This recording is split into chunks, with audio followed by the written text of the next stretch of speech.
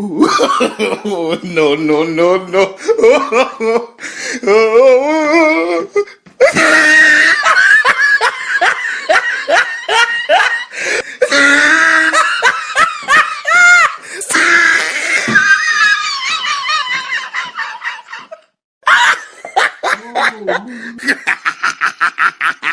Oh, he tried it.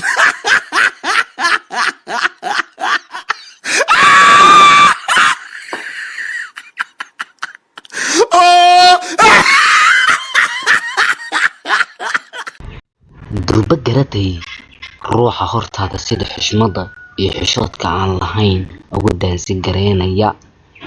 maahan gabar, manahan ruux dhimar kala, maahan atriisho wadan u tartamaysa weliba danka daansiga ee waa marwo weliba hal caruur haysato. dhaqankan ayayna social mediaha ku joogtaa. haddii ay tahay booqashadaadii ugu horeysay janaalka, oo subscribe saar oo like garay muuqaalka, asxaabtaada u share garay, commentigaaguna waa inoo muhiim si aan u helno asxaab sidaadoo kale ah oo wanaagga jecel xumaantana nacayb. haddaba aan gudagalno gorfaynta iyo ka hadlida muuqaalkan. muhiimada muuqaalkan aan usoo qaatay maahan inaad ku dayataan ee waa in aan idinkaga digaa.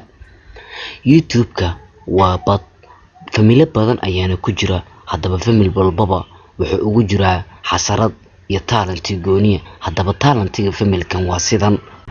haddaba ma ogolaan lahayd in xaaskaaga views iyo follow, like iyo comment shacbiyad ay ku raadiso jirkeeda qayb ka mida, in jirkeeda qayb ay baneedo, qaybta qarsoonne si qurxoon aan u dadnayn iska dheh ayadoo wada qaaban. haddaba xaaskaaga muu ogolaan lahayd in jirkeeda ay shacbiyad ku raadsato?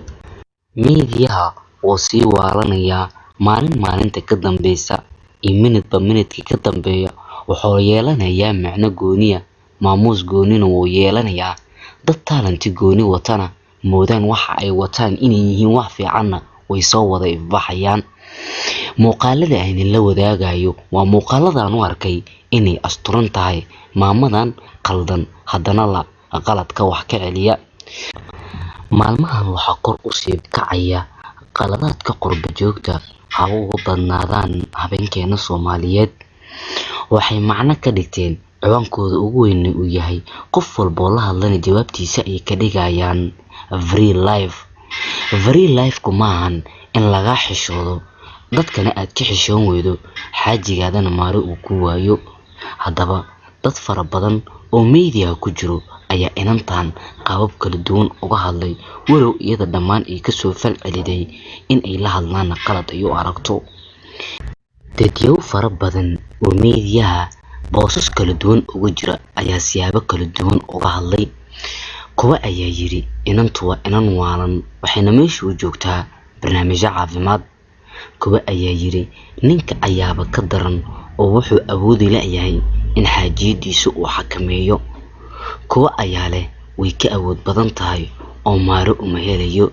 kuwana waxa ay leeyihiin meesha uu joogo sharci ayaa ka jiro oo dumarka kuma xadgudbi karo, af unbuu wax ku leeyahay.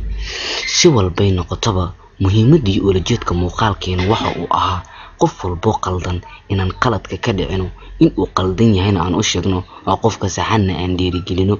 baryahan dambe waxaa aad u soo badanaya dadka Soomaalida kuwa u aaminsan qof qaldan haddii aad ka hadasho in aad tahay views raadis ama caanimo doon. inta xumaha jecel xisaabta nooguma jirto oo inta wanaagga jecel ayaa walaalahayn ah.